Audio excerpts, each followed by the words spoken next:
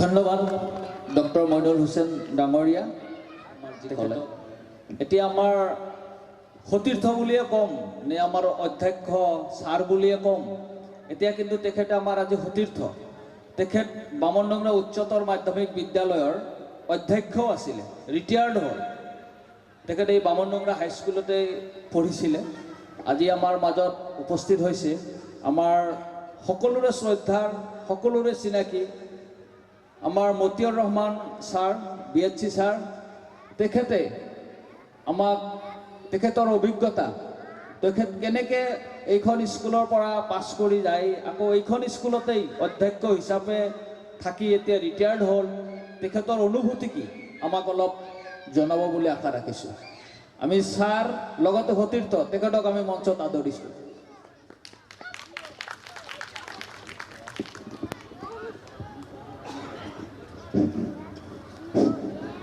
ধন্যবাদ।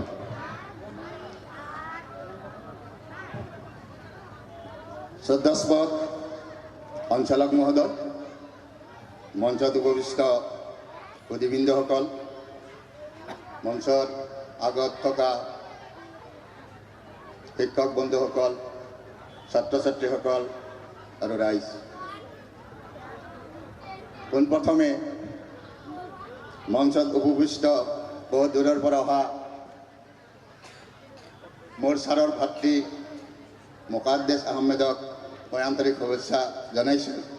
লগতে মইনুল হক 89 চনত যেতিয়া গোল্ড মেডেল পালে, মইনুল হকৰ নানা এটা সৰু এটা বাকচত কিবা এটা লৈ আহি আমাৰ কমণ্ডমৰত যেতিয়া মনিৰ ছাৰ আছিল, আব্দুল আজিজ আহমেদ ছাৰ আছিল, বোলে কিবা এটা পাইছোঁ আপোনালোকে চাওক মইনুল হকৰ নাম, সাধাৰণ গণিত 98%, বামনডংৰা উচ্চতৰ মাধ্যমিক বিদ্যালয়, বোলে গ'ল্ড মেডেল পাইছে।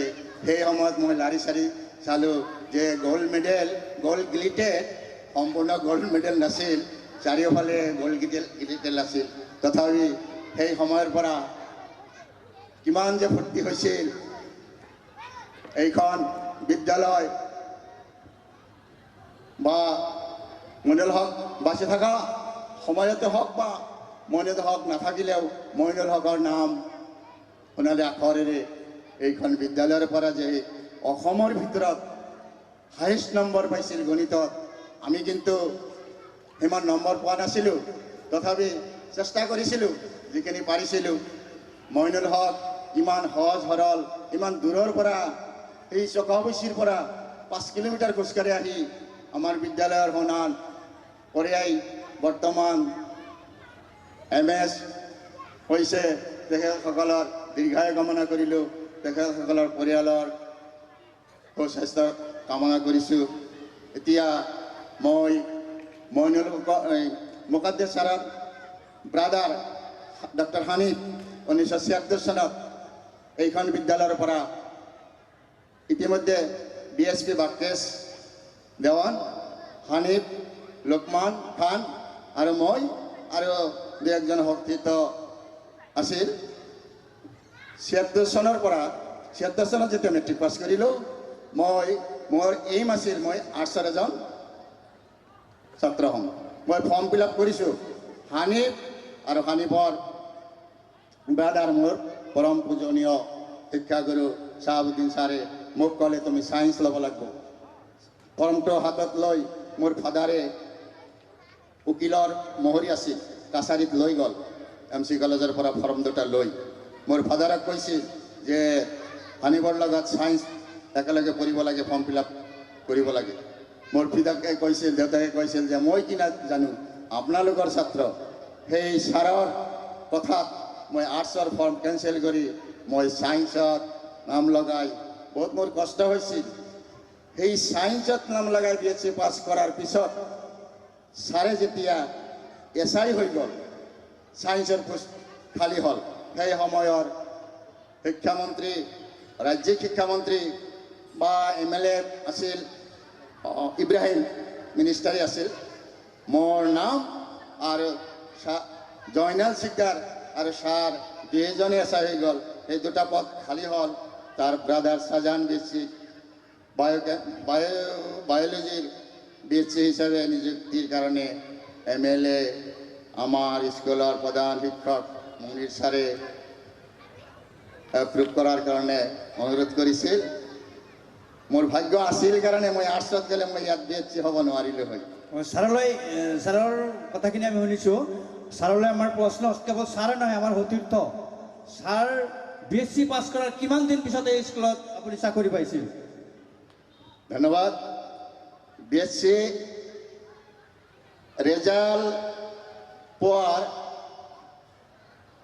2 মাহ পিছত মই গৰমৰ বন্ধত মই এপইণ্টমেণ্ট পোৱা নাছিলোঁ মনিৰ ছাৰে এইখন বিদ্যালয়ত 10ম শ্ৰেণীৰ ছাত্ৰ আকবৰ আলী ৰহিল CRC হৰজত ডাক্তৰ বহুত কেইজনে মেট্ৰিক পৰীক্ষা দিব মই সেই সময়ত গৰমৰ বন্ধত বিনা পইচাত গ্ৰীষ্মকালীনৰ বিজ্ঞান বিষয় শিকাবৰ ঠিক কাৰণে আছে স্যাৰ আপনি গ্ৰীষ্মকালীন পাঠদান আমাক কৰেছিল আমি তাৰ কাৰণে ধন্যবাদ কিন্তু আপনি ছাত্ৰ অবস্থাৰ পৰা যেতিয়াই শিক্ষক হল আপুনি ছাত্ৰতকৈ বেছি পঢ়িছে না কম পঢ়িছে আৰু ইমানখিনি টাপ আপুনি কেনেকৈ গ্ৰহণ কৰিছে বা আপুনি আমি ছাত্ৰ হিচাপে আপোনাক যিখিনি প্ৰশ্ন কৰা হৈছিল সেইখিনি সমাধান উলিয়াবলৈ আপুনি কিমান কষ্ট কৰিছিল আজি ছাত্ৰসকলক বুজাই দিলে আমি নথৈ আনন্দিত হ'ম এপইণ্টমেণ্ট পোৱাৰ পিছত আমাৰ বিদ্যালয়ৰ টাইগাৰ ছাৰ নামে পৰিচিত আছিল শাহাবুদ্দিন ছাৰ যেতিয়া শাহাবুদ্দিন ছাৰ আৰু জয়নাল ছাৰ এই স্কুলৰ পৰা SI পদত উন্নতি হ'ল তেতিয়া আমাৰ গণিকাৰ ছাৰে কৈছিল মোক কোৱা নাছিল মই কাণে কাণে শুনিছিলোঁ যে আমাৰ দুজন ভাল শিক্ষক আমাৰ স্কুলৰ পৰা বিদায় হৈ গ'ল আৰু যি দুইজন দুৰ্বল কোৱা নাই যে সৰু দুটা ছাৰ আহিছে আমাৰ স্কুলৰ সুনাম অক্ষুণ্ণ ৰাখিব পাৰিব নে নাই সেইখিনি কথা যেতিয়া মই ঈশ্বৰৰ পৰা বা বহুকানে শুনিছিলোঁ তেতিয়া মনে মনে এটা চিন্তা চৰ্চা কৰিছিলোঁ যে আমি ভাল ৰেজাল্ট কৰিবৰ কাৰণে আমি যিখিনি ৰেজাল্ট কৰিছোঁ তাতকৈ বহুত বেছি শিকাব লাগে গতিকে পাঠ্যক্ৰম আৰম্ভ কৰাৰ আগতে পাঠদান দিয়াৰ আগত ঘৰত অলপ লেসন প্লান হিচাপতে হওক বা ৰেফাৰেন্স বুক পঢ়ি আহিলে ছাত্ৰৰ প্ৰতিটো প্ৰশ্নৰ উত্তৰ সহজ হিচাপে দিব পৰা হয় ছাৰক এটা প্ৰশ্ন কৰিম আমাৰ আটাইতকৈ গালি পৰা ছাৰজন আছিলে আমাৰ ছাৰ বিএসসি ছাৰ তেতিয়া আমাৰ বিএসসি ছাৰ আছিলে তেখেতক আমি আটাইতকৈ সবতকৈ বেছি ভয় কৰিছিলোঁ সেই সময়ত আৰু ইমান গালি পাৰিছিলে যাৰ কাৰণে আমি এতিয়া অনুভৱ কৰিব পাৰোঁ যে সেই গালি আমাক নিদিলে আমি পাছে কৰিব নোৱাৰিলোঁ হয় অংকত আৰু তেখেতৰ আমাৰ 93 বেটছৰ প্ৰিয় ছাত্ৰ আছিল শামছুল হক কাৰণ তেওঁ অংকত পাৰিছিলে তাক ভাল পাইছিলে আমাক বিৰাট গালি পাৰিছিলে এতিয়া মোক ছাৰলৈ এটা প্ৰশ্ন যে আমি ছাৰক এজ এ বিএসসি টিচাৰ পাইছিলোঁ শেষলৈ যাই তেখেত অধ্যক্ষ হ'ল তেখেতক প্ৰশ্ন কৰিছোঁ যে তেখেত অধ্যক্ষ হৈ স্কুলত ভাল পাইছিলে নে আমাক পঢ়াই থকা এজন বিএসসি ছাৰ হিচাপে স্কুলত কাম কৰি ভাল পাইছিলে প্ৰশ্ন জটিল প্ৰশ্ন পাঠদান কাৰ্যটো